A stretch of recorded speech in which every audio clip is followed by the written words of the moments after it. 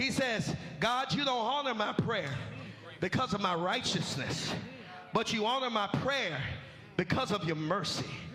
That word righteousness, zadaka, in the Hebrew is the same word we use for justice. Because you cannot have righteousness if you are not committed to justice. Because justice and righteousness can never be separated. I need someone to catch that in your spirit. Because we have this kind of pietistic, self-consumed, private type of faith that tells me as long as I get mine, I don't have to care about anybody else's life, anybody else's breakthrough. That's not Jesus. That's not God. That's not the Bible. If you want God to smile on your life, it needs to be connected to justice. And everybody can't protest. I get it. Everybody can't write letters. I get it. Everybody's not an advocate. I get it.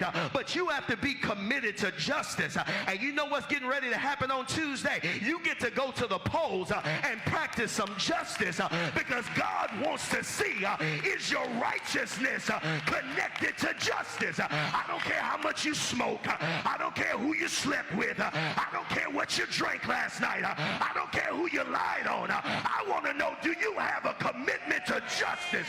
Because if you love justice, then you love God. I'm so tired of the religion that says, don't do this, don't do this, don't do this, don't do this. I need the type of faith that tells me to love my neighbor as I love myself, because that is the justice that God wants me to live out in the world. Y'all hear what I'm saying? I'm done, but you need to take yourself to the polls today or on Tuesday. Put it in the mail so that you can practice some justice. And I get it all over the state. People are saying my vote don't count. From Patterson to Plainfield, people are saying my vote don't count.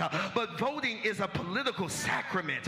It is a sacred responsibility for God to trust us to be beneficiaries of each other's lives and beneficiaries of democracy. I don't know about Mikey Sherrill. I don't know about Jack Chidarelli, but I really do know about both of them. And I'm not just looking at the names on the ballot. I'm looking at the issues on the ballot. There is justice on the ballot. Police accountability is on the ballot. SNAP is on the ballot. Healthcare is on the ballot. School integration is on the ballot. And I don't trust one of those dudes. Hit the road. And don't you come back. No more, no more, no more, no more. Because there's too much on the line and too much on the ballot for me not to go to the polls. I don't know who else feels in the I probably lost a couple of members today, but there's too much on the ballot for me to vote for some craziness or not vote at all.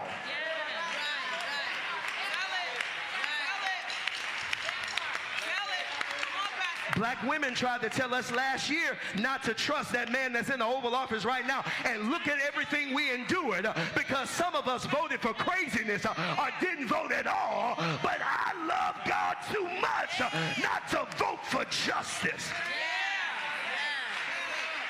I ain't saying any names. I just said I'm voting for justice. I'm voting for food. I'm voting for health care. I'm voting for children. I'm voting for families. I'm voting for people's future.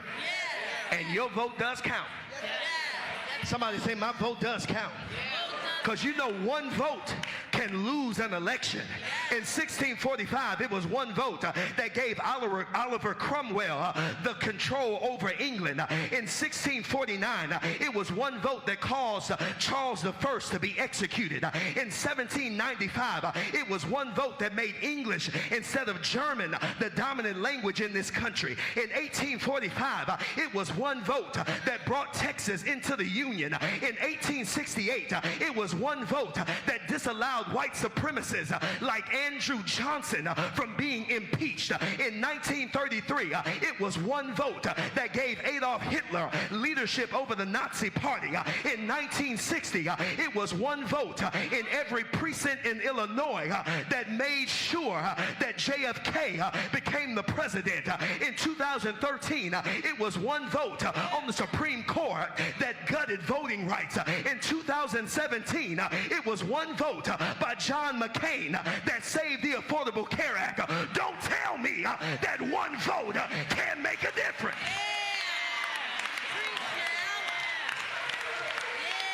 I wish I had somebody in the building that can say, I do what I do because of the Lord's mercies. It could have been me outdoors, no shoes, no food, just another number with a tragic end, but it didn't see fit to let none of these things be. Every day by your mercy, God keeps on blessing me. Goodbye, y'all. May the Lord bless you real good. But I wish somebody came into the sanctuary excited about the mercy of God, excited about the grace of God, excited that God never fails. Am I talking to anybody in the building that can say governments fail, but God doesn't fail? Courts fail, but God doesn't fail. Games fail, but God doesn't fail. Families fail, but God doesn't fail. Friends fail, but God doesn't fail. Great is the faithfulness of God. Will you lift your hands up, throw your head back, and shout mercy? Will you lift your hands up, throw your head back, and shout mercy?